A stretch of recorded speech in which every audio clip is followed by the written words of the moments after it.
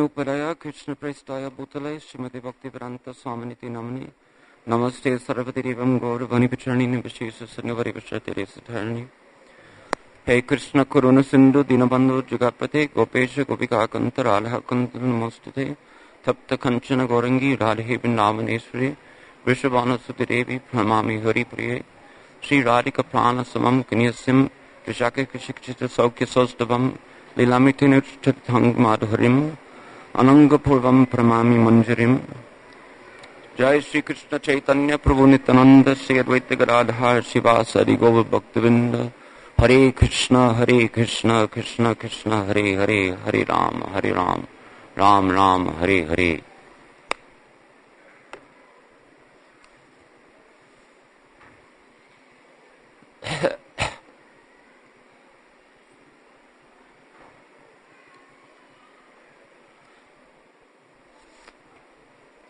So I'm usually, if I ever get the chance to speak, I'm usually accustomed to speaking for longer than what I'm supposed to. So I'm hoping that I can consolidate this time as much as possible.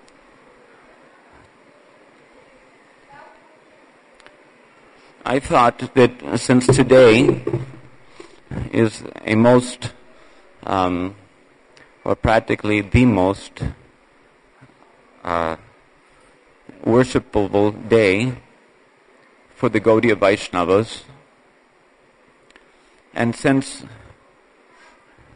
our Gaudiya Vaishnava Acharyas have left us with volumes of literature which help us to appreciate, at least to some extent, the beauty of the pastimes of Shri Radha Shyam Sundar, I should,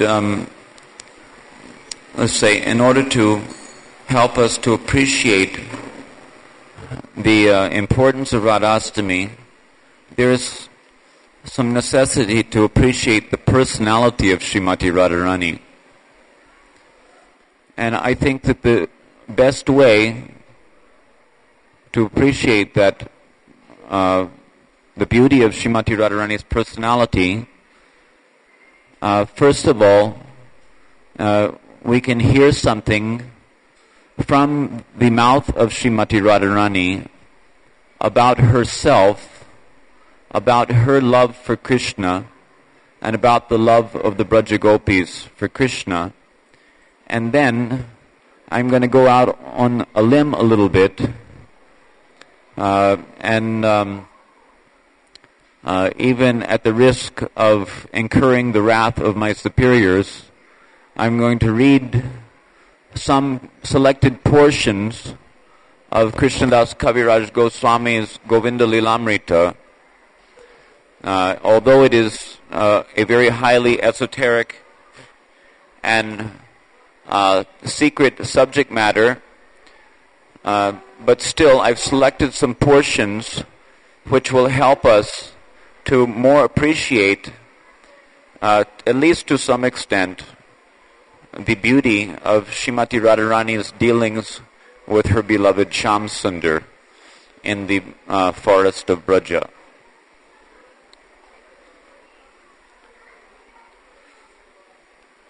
Radharani is speaking here to Krishna, who had disguised himself as a demigoddess. This is recorded in Vishwanath Chakravarti Thakur's Prema Samputa. Dear friend, if you desire to know about pure love, then just listen. So, although I'm acting as the mouthpiece, we should take it that these are the words of Srimati Radharani. So please listen very carefully, so that you can absorb the mood. I can speak on this topic of pure love because I know about love. Even those who are thoroughly learned in all the Vedas cannot understand anything about the way pure divine love manifests, what love is or what love is not. If one tries to describe the topics of pure love to someone desirous of knowing about it, then whatever is described, as well as whatever is understood, is all merely surface information that cannot possibly convey the truth of such an indescribable phenomenon as love.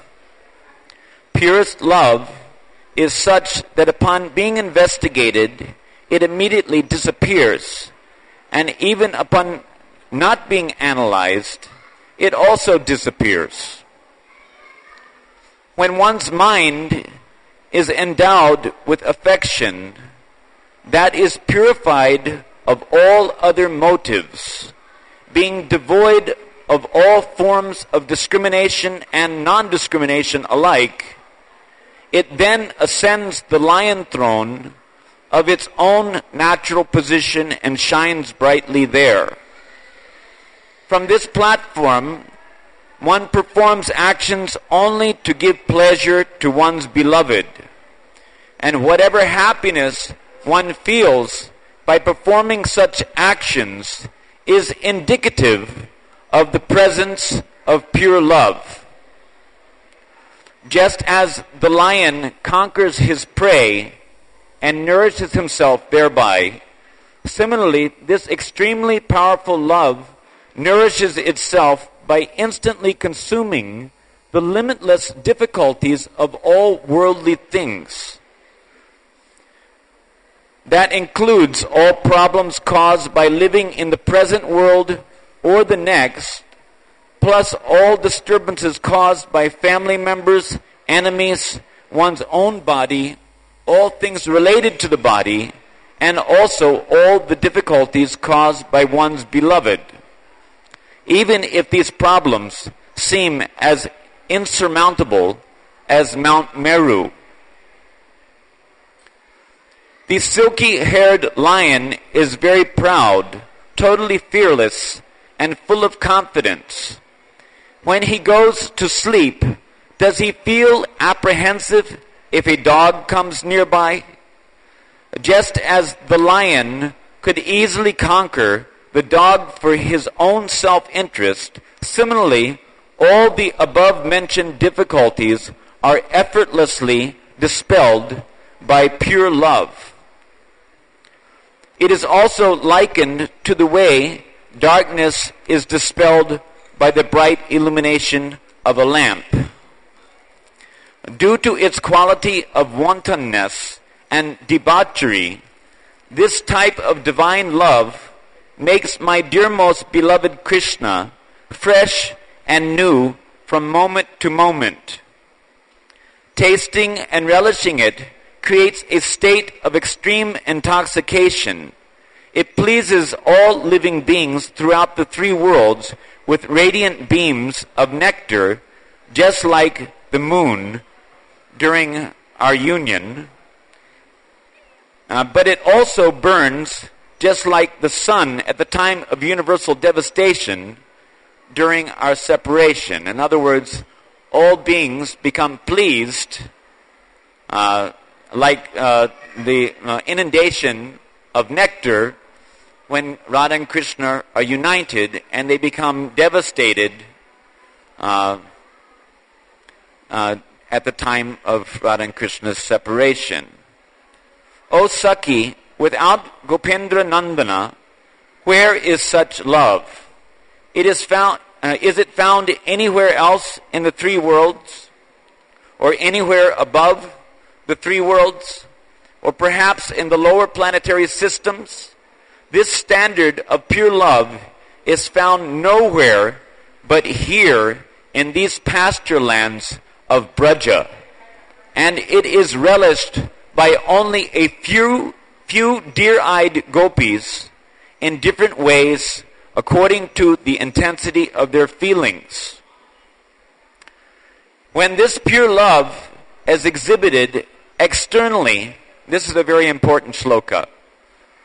When this pure love is exhibited externally as if it were lust, then my dearmost beloved experiences limitless happiness. But when someone tries to make their lust look like love, then Krishna, the abode of all clever arts, certainly knows the truth right away, and he doesn't derive the slightest pleasure from it. And also, when a gopi says to her companion, Sakhi, I am pained by feeling so much separation. Please bring me quickly before Sri Krishna, the Lord of my life. Then she is not said to be a lusty girl. This is because her heart is concerned only with the happiness of her beloved. Whatever lust that arises, we can say transcendental lust, that arises in her own mind for the pleasure of her beloved is not called lust, but is known as pure love. Sri Krishna is the ocean of purest love and the mine of jewel-like qualities. When he becomes totally enchanted with amorous delight and dominates the gopis with his naughtiness, fickleness, and deception, he is thereby displaying his pure love for them as if it were lust. It's necessary to understand this tattva in order to even begin to relish the essential nature of Krishna's lilas with Srimati Radharani in the realm of Braja. Are hundreds and thousands of beautiful young gopis, all maddened by youth and attentive in their endeavors, able to satisfy the transcendental lust of Sri Krishna? Certainly not. But I have personally experienced a special understanding of Krishna's non-duplicitous love for the gopis, as well as his quality of coming under the control of their pure love. Now listen to this one. This is a great one, because this shows another aspect of Srimati Radharani's, understanding of herself, her feelings of herself, and it shows about herself, her feelings about herself, and it shows how she's willing to admit her standard of love before others. In Kaviraj Goswami's Chaitanya Charitamrita, it is mentioned how it is that the quality of one who has prema is that he thinks that he doesn't have prema. And that if someone is thinking that he has prema, then perhaps it may be said that he really doesn't have prema in the least. However, here is a very interesting and important, observation by Vishwanath Chakravarti Thakur, who also gives expression to the same principle with respect to his own loving sentiments toward Radha and Krishna in various verses in the pages of his books. Among all the cowherd girls of Braja, remember this is Radharani speaking about herself, Sri Krishna is particularly affectionate towards me. This is celebrated by all the people of Braja. I am not making this up. The reason his super excellent love for me is celebrated, it is because my love for him is considered to be like Mount Meru, whereas the love of the other cowherd girls for him is not even like 3 or 4 mustard seeds in comparison. Just see how she's practically, transcendentally, in a slightly indirect way, boasting her own standard of pure love for Krishna. My dear friend, proportionate to the degree other gopis love him, Sri Krishna loves them in return. and sports with them accordingly. There is no offense in this behavior, but if by a twist of fate something prevents the performance of his amorous sporting, which robs him of his happiness, then I become very sad. This shows how Radharani is so much attentive and absorbed in the consideration of Krishna's pleasures and distresses. And at other times, when I go to a secret place to meet with him, he may not arrive due to some obstacle.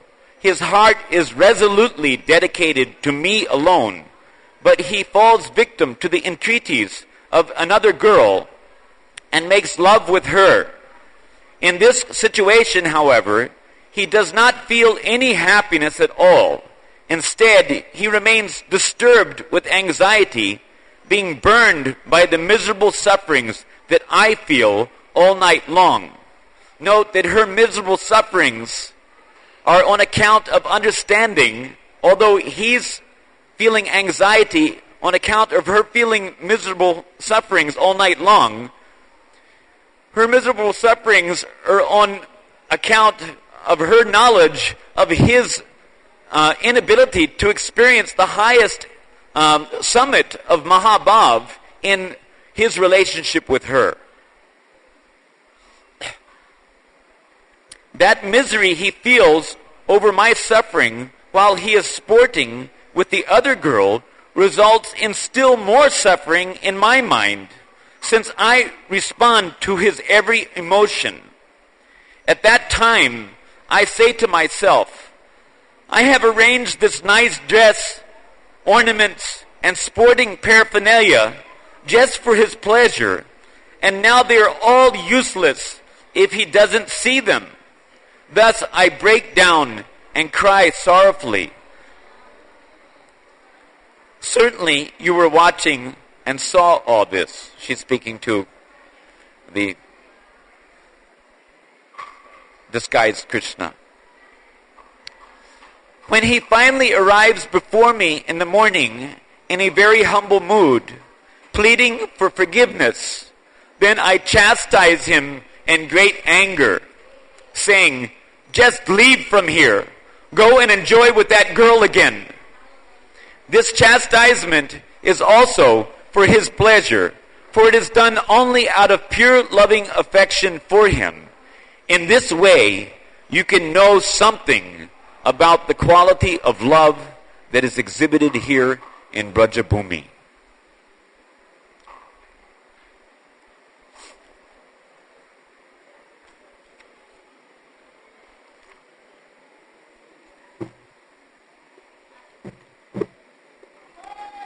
So, just to support my, let's say,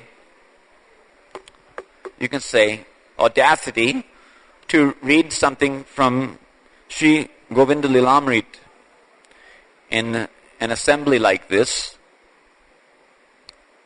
because sometimes we have to remember how Bhaktisiddhanta Saraswati Thakur requested to be allowed to read or to translate and publish Govinda-lilamrita for distribution, but Bhaktivinoda Thakur refused by telling him that you translate and publish only one copy for yourself. So,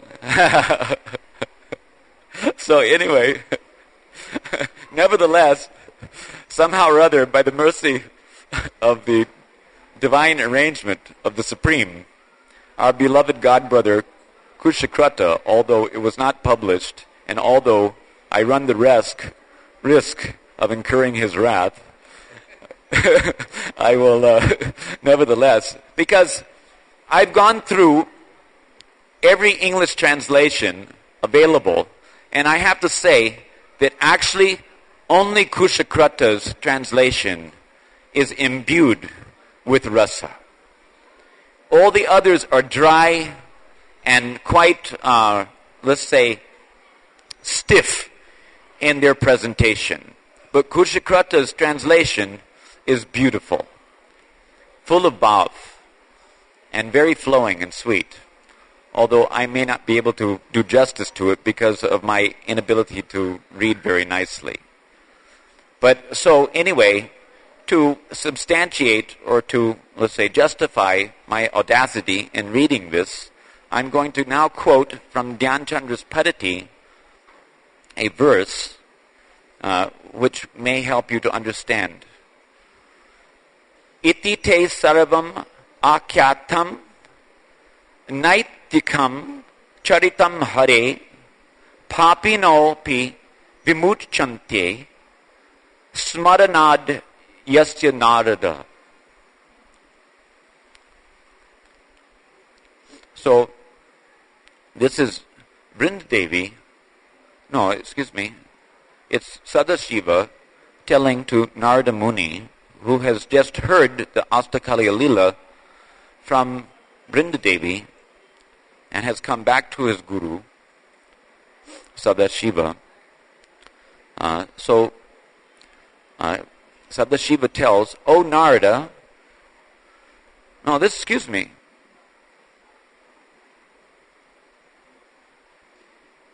No, this is Vrindadevi herself telling to Narada. O Narada, I have described to you all of Sri Krishna's daily pastimes.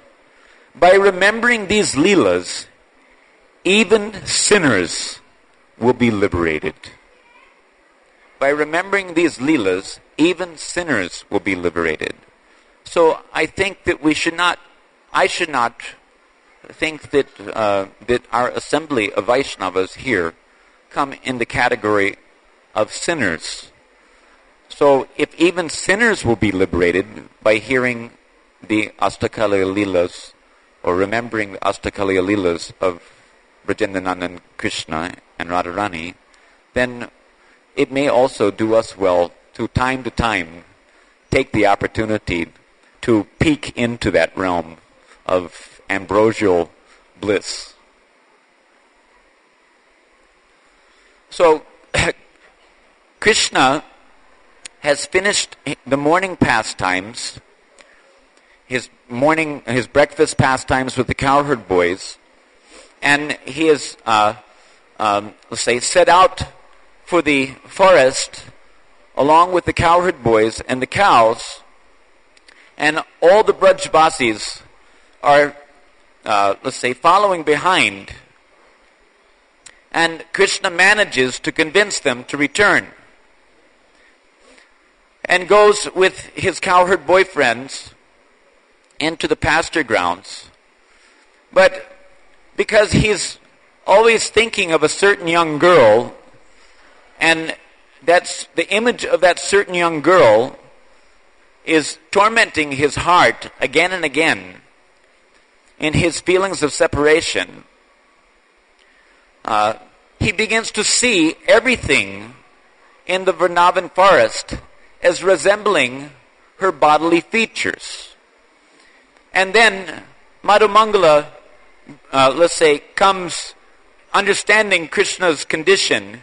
He comes and by some joking induces Krishna to take his mind off of the certain young girl who's tormenting him for a little while by playing with the cowherd boys.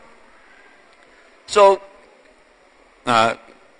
Krishna plays with the cowherd boys for some time, and then again naturally his mind drifts back to the thoughts of his beloved certain young girl. Who is that certain young girl? Can anyone say who that certain young girl? Jai Jai Shri. So his mind drifts back to his thoughts of Srimati Radharani, and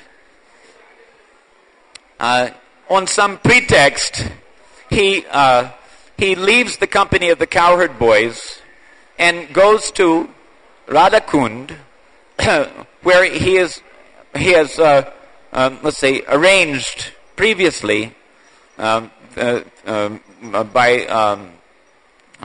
his glances at his Priyagan upon leaving Braja, he is glancing in a certain direction to indicate to them in which place they may hope to find him. So he goes to the shores of Radhakund. So Krishna's waiting in the shores of Radhakund. Meanwhile, Radharani has somehow or other left her mother-in-law's house with her Sakhigan and is going along the forest path very, very slowly, and she's seeing everything in the forest because of her intense prema, mahabhav for Krishna. She's seeing everything in the forest as resembling different aspects of Krishna's personality and personal paraphernalia. Then she sees the dancing of peacock with peahens other than his own wife. And he sees Saranga, Krishna's pet deer, associating with other than his own Sangini. And she becomes disturbed, thinking that Krishna has fallen victim to the entreaties of Shaibya Gopi and Padma Gopi, and has gone to sport with Chandravali. So she became very much upset, but somehow or other Vrindadevi pacifies her, and they proceed onward more quickly, being newly enthused by the hopes of actually getting the chance to again have the association of Shyam Sundar. So anyway, waiting in that grove, Lord Krishna directly saw his beloved Radharani as she passed along the Bakul-lined road with her friends. Seeing her, this gives you some idea. Why I'm reading this is because I want to give you some idea of the intensity of Krishna's attraction to Srimati Radharani and Radharani's attraction to her beloved Krishna. Seeing her, he became overwhelmed with amorous desires. Stunned, he could not move from that spot. When Srimati Radharani saw her lover Krishna standing on the road, she became astonished and overwhelmed with intense love. The gopis thought Krishna to be a tumultuary, and they all laughed at Radharani, causing her great embarrassment. As they glanced at each other, the divine couple became intoxicated with transcendental bliss, and their hearts became conquered by seeing each other's limitless transcendental qualities. In the following words, they guessed about the identity of what they had just seen. Krishna is thinking, is this the deity of bodily luster? Is this the goddess of youthfulness? Is this personified transcendental opulence? Is this personified sweetness? Is this personified slender gracefulness? Is this the ocean of beauty? Is this the flowing river of transcendental bliss? Is this the great monsoon rains of nectar? Perhaps this is actually a beautiful girl who delights my senses in this way. Lord Krishna continued, the beautiful face of this person is like a moon that delights the chakora birds of my eyes. This person is like a host of lotus flowers that delight the bumblebees of my nose. This person is like a flood of mango juice inundating the cuckoo of my tongue. This person is like an assemblage of pleasantly jingling ornaments that delights my ears. This person is like a river of nectar that extinguishes the blazing forest fire of my lust. Remember, it's transcendental lust, okay? This person is like a blossoming kalpavriksha tree that fulfills all my desires.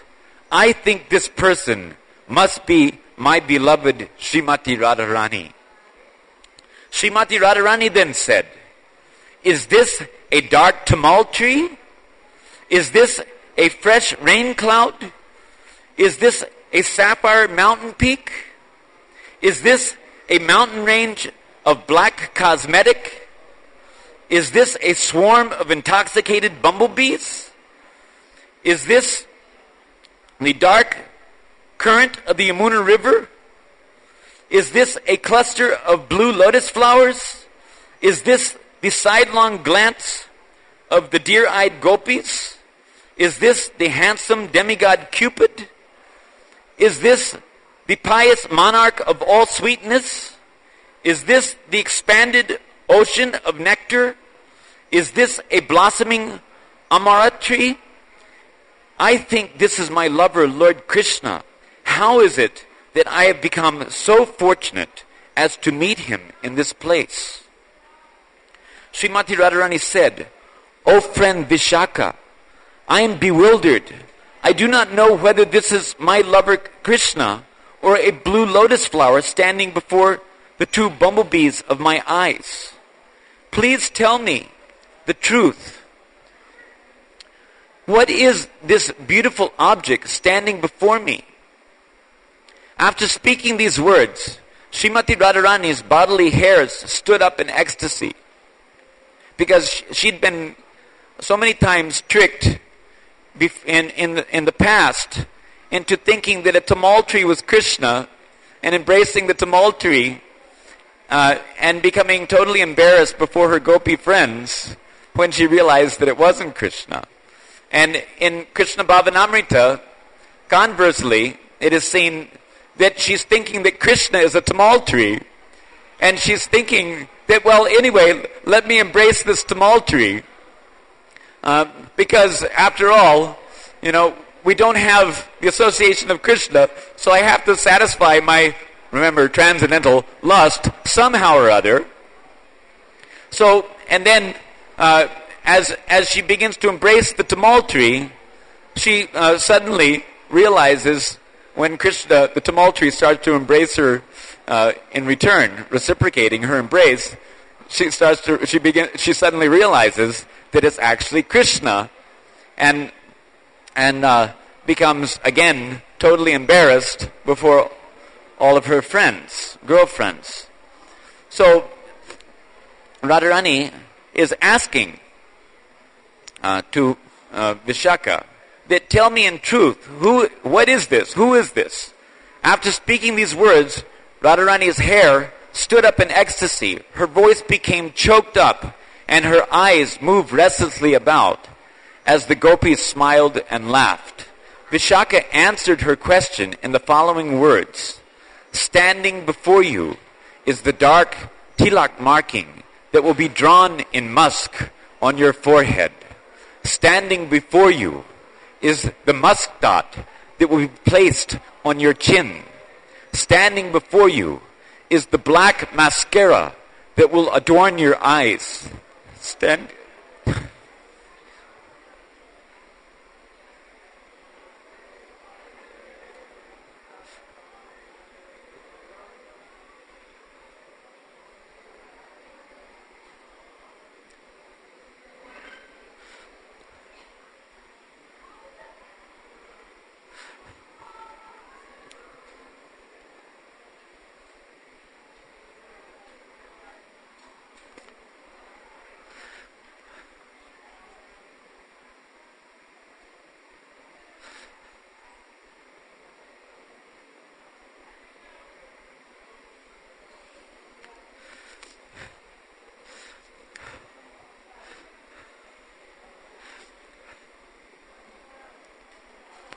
Standing before you is the pair of blue ornaments that will adorn your ears.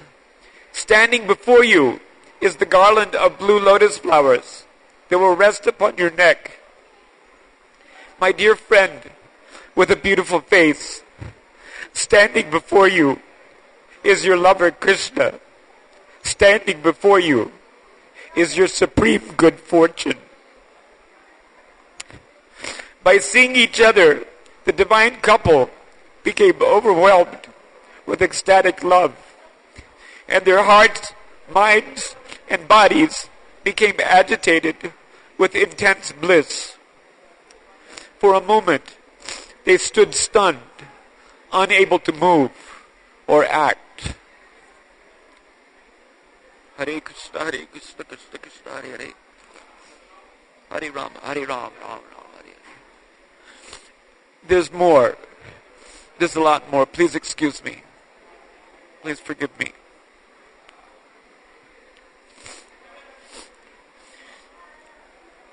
Sri Krishna made the two expert dancers of his eyes dance on the glistening stage of the sweet beauty of the female dancer of Srimati Radharani's transcendental body. It's described here, I'm skipping a few verses just because time is running, and it's described here how Vrindadevi is causing the two male dancers of Radha and Krishna's minds to dance along with the two female dancers of Radha and Krishna's bodies before the assembly of Sakhis, making the assembly of Sakhis very happy. Sri Krishna made the two expert dancers of his eyes dance on the glistening stage of the sweet beauty of the female dancer of Srimati Radharani's transcendental body. This dancing greatly pleased Srimati Radharani, who showered many delightful lotus flowers on the dancers of Krishna's eyes, from the corners of her eyes. When the gopis in the audience saw all this, they became filled with transcendental happiness. When Srimati Radharani saw Lord Krishna just before her, her progress stopped and she assumed an attitude of opposition. This is very important in order to understand the personality of Srimati Radharani. Radharani is a Vama Gopi. She's left wing. Left wing means that she's contrary by nature. She's Vama Madhya, which means that she can be prakara at some times, or harsh, like Lalita Devi, and she can be mridvi also sometimes, like Vishaka Devi. Vishaka Devi is, although she's exalted in her mood, but she's much softer. She's a right-wing Sakhi, and Lalita is a left-wing Sakhi. So sometimes they serve in accordance with which mood Srimati Radharani desires to manifest for the pleasure of Krishna. Although her face was slightly covered, by a blue garment, her two starry eyes were agitated, being wide and curved. Thus she was decorated with the ornaments of vilas, and her beauty increased to give pleasure to Sri Krishna, the Supreme Personality of Godhead. Now, there's described, in this description, there will be indication of varieties of different types of bhavas that are manifest in the dealings of Srimati Radharani with Krishna, and we don't have time to discuss, but you will hear, just like the ornaments of vilas and various other ornaments, kilakinchita and other ornaments will be described, and we won't get into, let's say, defining them, etc. We'll just read on, and you'll have to just get whatever you can get out of it. Let's see. Thus she was decorated with the ornaments of vilas, and her beauty increased to give pleasure to Sri Krishna, the Supreme Personality of Godhead. Radharani was drawn to Krishna. She longed to be with him, but she felt shy because her gopi friends were by her side. Although she was extremely delighted and agitated with intense ecstatic love for Krishna, she carefully concealed her actual feelings, pretending to casually pick some flowers on the path leading back to her home. Srimati Radharani was attracted to Krishna, but because she was surrounded by elder, stronger gopi friends who understood the nature of her desire, she felt timid. She neither left the place nor approached closer to Krishna.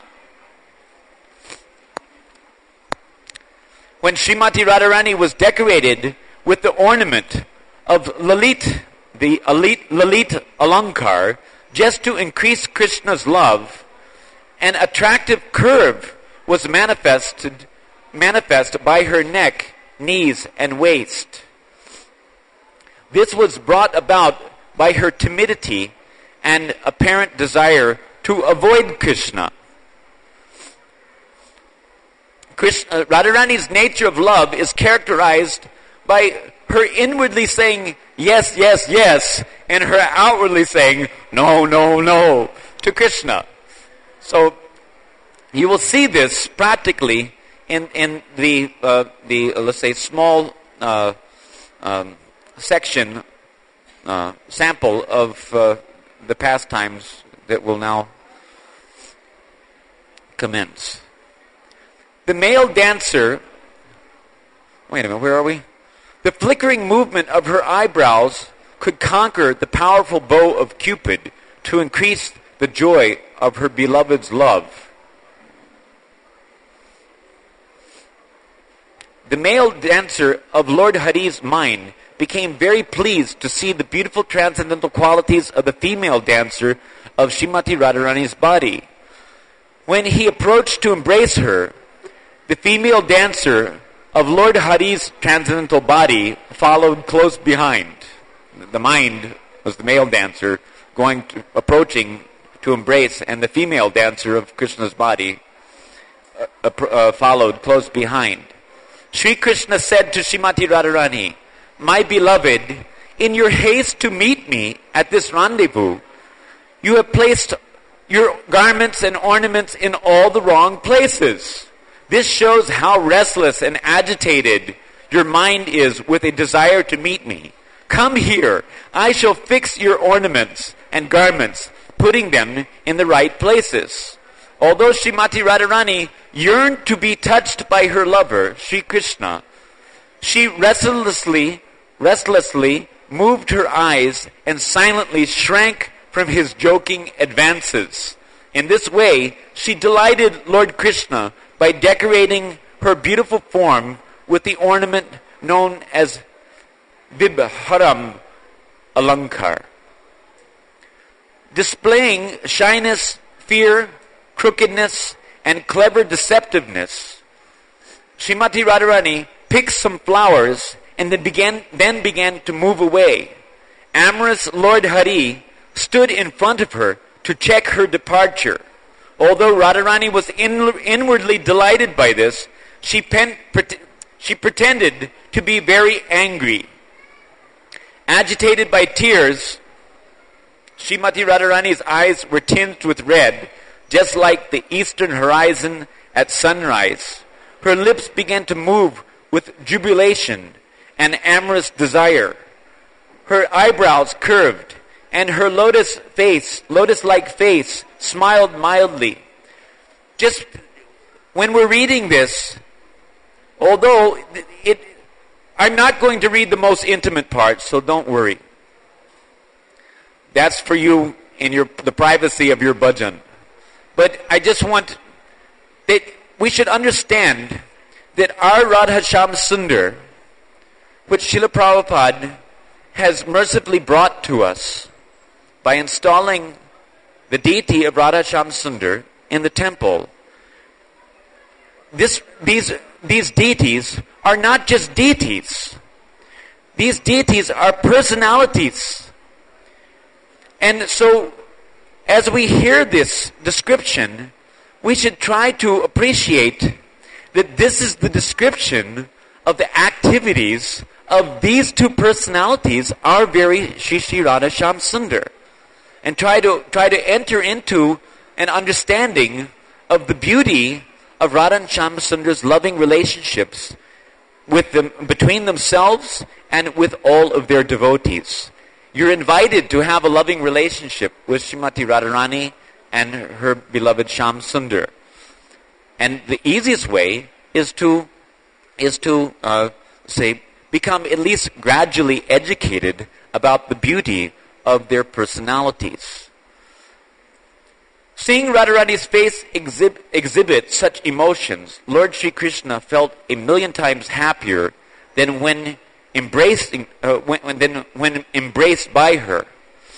Indeed, Lord Sri Krishna's happiness is not at all mundane.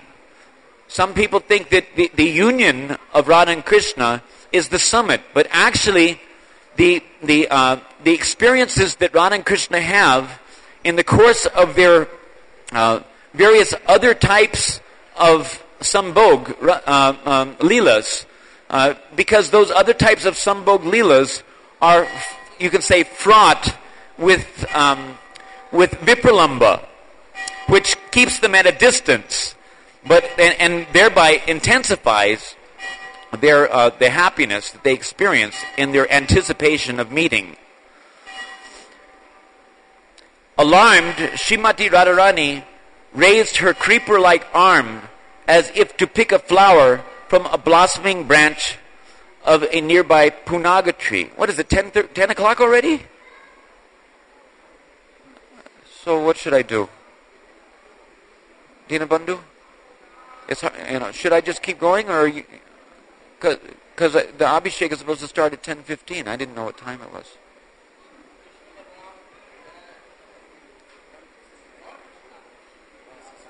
You want to speak? Okay. So,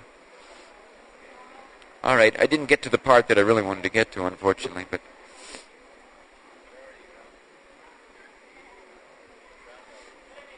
okay. So, yeah. Hare Krishna. So maybe some other time we'll do it again.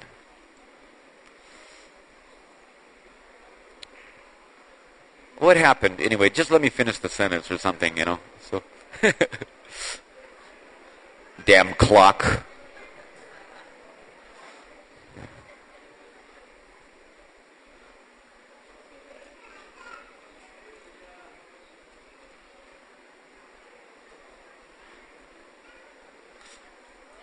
We're missing the best part. I should have gone to the best part. Huh? Anyway. Hare Krishna. This is really good, though. The best part is really good. Should I do it?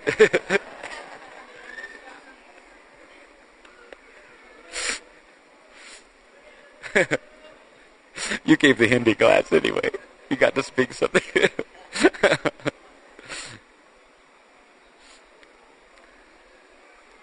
Okay, anyway.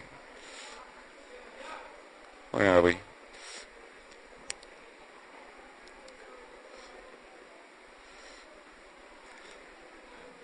So anyway, Radharani reaches her creeper-like arm to pick a flower from the punaga tree, pretending to ignore Krishna. And then, and Krishna sees the beauty of her form, just like when the gopis will carry the pots on the pretext of holding the pot steady, they reveal the beauty of their transcendental form before their prananath Krishna. So, amorous Lord Krishna stood in front of her to check her departure. She pretends to be angry. Then she extends her arm to pick a flower, and the tree immediately burst into full bloom. At the same time, Krishna sees the beauty of her form in that way. Although Lord Krishna had carefully studied the many texts of the philosophy of love from his saintly young teacher, he still wished to defeat her in debate. This is certainly very astonishing. Krishna says, "Who is this picking my flower?" Radha, "It is not just anyone, it is I." "Who are you?" Krishna says, you do not know who I am?" Krishna says, and Radharani says, "No, I do not know you." Radharani says, Krishna says, "There's no Radha Krishna, so I'm having to decipher it for you." Okay, just follow. So you'll have to understand it. Let's start it again. "Who is this picking my flower?" Radha says, "It is not just anyone, it is I." "Who are you?" "You do not know who I am?" "No, I do not know you." "If you don't recognize me, I think you should leave this place at once." Radharani says, Krishna says, "I am a male bumblebee drinking the honey of these flowers. If I leave this place, I shall not be able to live. If I leave this place, where shall I go?" Radha says, "Go to your bumblebee mate." Krishna says, "You are the bumblebee mate I have found among these flowers." After speaking these words, Lord Madhusudana approached nearer to Srimati Radharani. Then he spoke the following words. "My dear girl, you are very charming, and you are also enchantingly beautiful. In addition to this, you are also very saintly and born in a highly respectable, noble family. In spite of these exalted qualifications, you are not so timid that you will not approach this Punaga-tree." Punaga-tree is also translated as Krishna, so that's to be understood. "If you are not reluctant to approach this tree in the forest, then why should you be ashamed to freely wander from forest to forest? Your sudden shyness is certainly very surprising. You and I and all our friends have come to this forest to worship the sun god. We are all very enthusiastic to worship him. My dear girl, just look at this Punaga tree. Although the flowering Malati creepers enthusiastically embrace him, he still does not embrace them in return. My dear girl, with a beautiful face, you look bewildered. I think you do not understand anything of the words I have spoken. Listen carefully, and I shall explain them to you. I said that this Punaga tree is cooled by various friendly and unfriendly winds. I said that although many Malati creepers embrace this Punaga tree, he never gets the chance to embrace them in return. Emperor Cupid, the ruler of this forest, has happily appointed me as his policeman. I have personally seen you steal a flower here, and so I shall punish you by confiscating the 2 jewel pictures sprouted from your youthful beauty. Emperor Cupid, if you had asked permission, saying, I request that I may be allowed to pick a flower, then I would not even notice you picking flowers. I am always accompanied by my cowherd friends, and I never have the opportunity to see any beautiful young girls. How can I refuse a beautiful young girl like you? Indeed, what young boy can retain a peaceful demeanor when he sees a beautiful young girl like you in a secluded place like this? Furthermore, you are not alone. You are always surrounded by thousands of gopi accomplices. You have stolen the supreme treasure in this pious kingdom, and if I do not punish you, then I myself will be severely punished by King Cupid. If you can follow what he's intending to say, and if you can't, then that's good. You don't deserve to. So,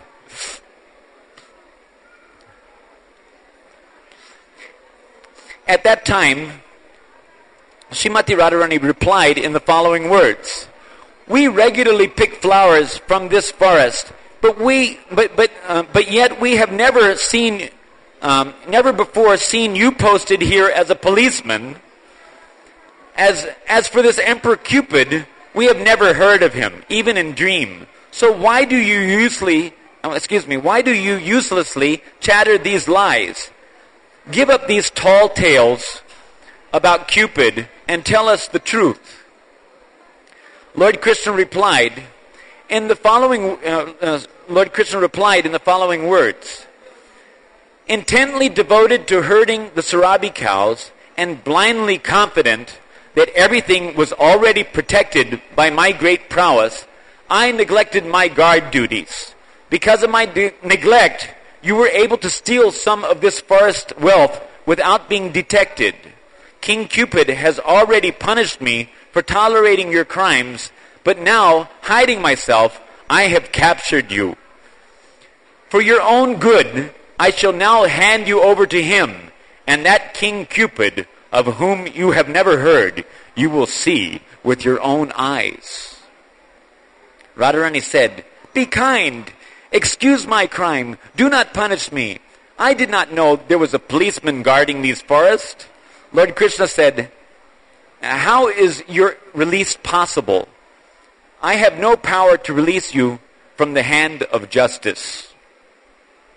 The moving and stationary creatures of the forest became very agitated to see your crimes, and they reported all of them to King Cupid. King Cupid angrily punished me with a stick for my incompetence and ordered me to bring before him this girl who has never heard of him. This forest, which has an area of 32 miles, is Cupid's kingdom. This is Braja, Vrindavan forest, is Cupid's kingdom. You have all come to Cupid's kingdom, so you should learn something about Cupid's kingdom after all. And the grass and other valuable objects in the forest are King Cupid's treasury. Who are his subjects? Listen attentively, and I shall describe them. King Cupid's subjects are the saintly Braja Gopis, who are enriched with the beauty and opulences of all the universe. Lord Krishna continued. Here it is. Listen carefully. My dear girl, I think that the limbs of your body, embarrassed by great poverty, have become professional thieves, and they wander through this forest of Vrindavan, stealing the wealth that Cupid has placed there. I think the palm of your hand must have stolen its beauty from the lotus petals in Vrindavan. I think your body has certainly stolen the graceful motions of the swans and intoxicated elephants. I think your fingernails and toenails have stolen their beauty from the mirror-like reflections in the still ponds of Vrindavan. I think your legs have stolen their beauty from the golden plantain trees. I think your knees have stolen their beauty from the exquisitely fashioned jeweled cases. I think your thighs have stolen their beauty from the graceful trunks of the elephants. I think your torso has stolen the beauty of the splendid courtyards by the Yamuna's shore. I think your waist has stolen its beauty from the slender waist of the lion. I think your navel has stolen its beauty from the ponds of nectar. I think the lines of hair stretching from your navel to your breast has stolen its beauty from the glistening black snake. I think your abdomen has stolen its beauty from the banyan leaves. I think your breasts have stolen their beauty from tal fruits, tree fruits, unblossomed lotus buds, Cupid's personal throne, and the frontal lobes of regal elephants. I think your arms have stolen their beauty from lotus stalks and Cupid's rope. I think your fingers have stolen their beauty from the petals of the ashok flowers. I think you have stolen your beauty from the multitude of Cupid's own personal potencies. I think your bodily luster has stolen its beauty from the flashes of lightning. I think the hair on your head has stolen its beauty from the swarms of black bumblebees. I think your teeth have stolen their beauty from the pearls and diamonds. I think your skin has stolen its beauty from gold. I think your eloquent words have stolen their charm from the parrot's speeches. I think your singing has stolen its beauty from the cuckoo's songs. I think your dancing has stolen its gracefulness from the peacocks. I think your eyes have stolen their beauty from the white jasmine flowers, safari fishes, chakora birds, kanjana birds, and the eyes of does. I think your eyebrows have stolen their beauty from Cupid's bow. I think the movements of your eyes have stolen their beauty from the Cupid's bowstring. I think your glances have stolen their beauty from Cupid's sharpened arrows. I think your lips have stolen their beauty from roses and bandhujiva flowers. I think your teeth have stolen their beauty from pomegranate seeds. I think your neck has stolen its beauty from the lines in the conch shell. I think your hair has stolen its beauty from the chamara's tail. I think your graceful gestures have stolen their beauty from the gentle waves in the Yamuna River. In this way, everything you have has been stolen. It is actually the property of Emperor Cupid. So this is Krishna describing Radharani's form. So I thought that would be appropriate. It's good we read it. Listen further, if you don't mind. What time is it? Lord Krishna's joking words were like nectar flowing into Radharani's ears. Hearing these words caused her body to spontaneously manifest various symptoms of ecstatic love, which she was able to suppress and conceal only with great effort. She whispered under her breath, "What lies this libertine Krishna has placed upon my ears? I must leave this place immediately." From the corner of her charming eyes, Radharani contemptuously stared at her lover Krishna. Feigning indifference, she began to quickly exit. Lord Krishna grasped the corner of her sari and said, "Wicked girl, first you insult me, and then you try to escape. Where do you think you're going?" Lord Krishna's touch overwhelmed Radharani with feelings of ecstatic bliss. Her head tilted, Radharani gazed at her beloved Krishna. Srimati Radharani's smiling glance, now we get to hear something of Radharani's type of, you can say, response to such lies coming from Krishna. Lies in quotes, coming from Krishna. We actually know the truth. Srimati Radharani's smiling glance ran from the corner of her contempt-filled eyes to Lord Krishna's lotus face, and then back again. Just as a swarm of bees flies back and forth from a lotus flower. Reddened with tears of happiness by Lord Krishna's touching her sari's edge, Radharani's glance drowned her beloved Krishna in a shoreless ocean of transcendental bliss. As Srimati Radharani pulled Lord Krishna's hand from her sari's edge, she pierced him with Cupid's arrows shot from the corners of her crooked eyes. Blinded and maddened with ecstatic love, she spoke the following words to her beloved Krishna, whose beautiful lotus eyes were decorated with a gentle smile, as sweet as nectar. "My dear Krishna, I think you are the most handsome and sweet thing in all the material or spiritual worlds. You are perfectly correct to laugh at my beauty and criticize it for being a thief. My dear Krishna," of course she's speaking in a cunning way. "My dear Krishna, you certainly know everything about the beauty of the young gopis, for when, with a saintly simplicity, after the Katyani Vrat, they placed their folded hands on their heads to offer prayers to Varuna. You saw the beauty of their naked bodies." This is during the pastime of Krishna stealing the garments of the gopis. "My dear Krishna, as the worshipable, virtuous, supremely qualified young prince of Braja, you could have married any one of countless beautiful girls. That you remain unmarried is proof of how vigorously you control your senses and how firmly you are fixed in the vow of celibacy. My dear Krishna, you nevertheless possess a certain attribute such that there is no girl who, after hearing of it, will agree to accept you as her husband. In other words, they prefer to enjoy the parakiya ras, as an unspoken statement. My dear Krishna, because no girl will marry you, you are forced to remain celibate. This is no great credit to you. My dear Krishna, if you are such a staunch celibate brahmachari, then why are you so eager to gaze into the faces of the wives of others? Why do you enjoy amorous pastimes with the wives of others?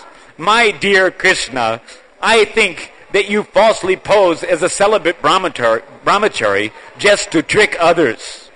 A brahmachari is supposed to perform Vedic sacrifices. I think the only sacrifice you perform is to break the chastity of the young girls and saintly wives of Braja. My dear Krishna, we all thought that you were in charge of herding numberless Surabi cows. Jai Jai Sri Radhe. Now it appears that you have abandoned that occupation and become policemen of the forest where trees, creepers, and flowers grow without having been planted by any farmer. This is certainly very wonderful. This famous forest of Vrindavan was created by the potency of our friend Vrindadevi. She gave it to me, and she personally crowned me its queen, showering me with precious gems. It is not true that you and King Cupid are the rulers of this place. This is my pastime forest on the shore of my lake.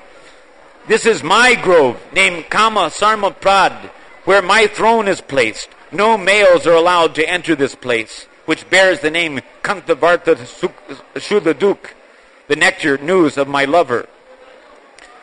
My gopi friends always stay in this place drinking the nectar of the news of my lover. We are simply picking a single flower to serve the sun god.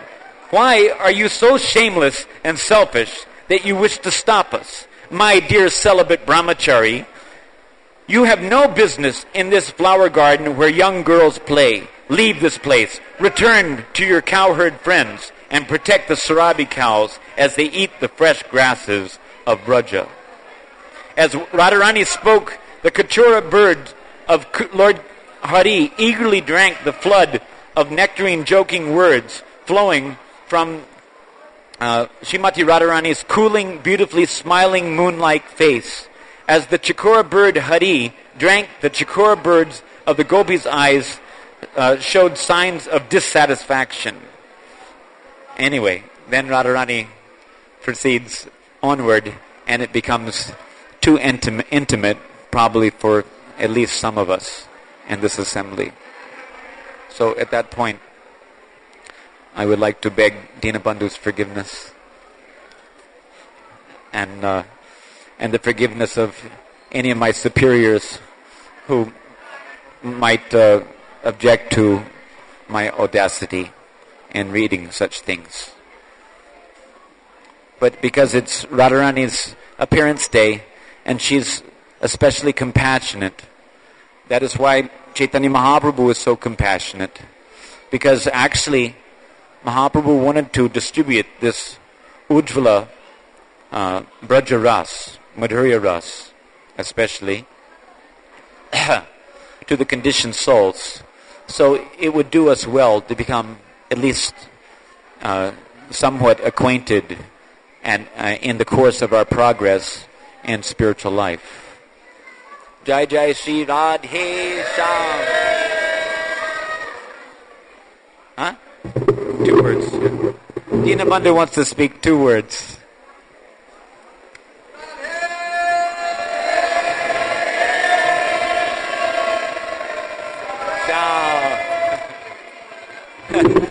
Two more words.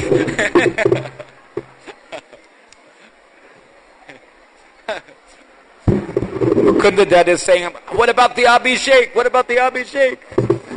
2 minutes, he says.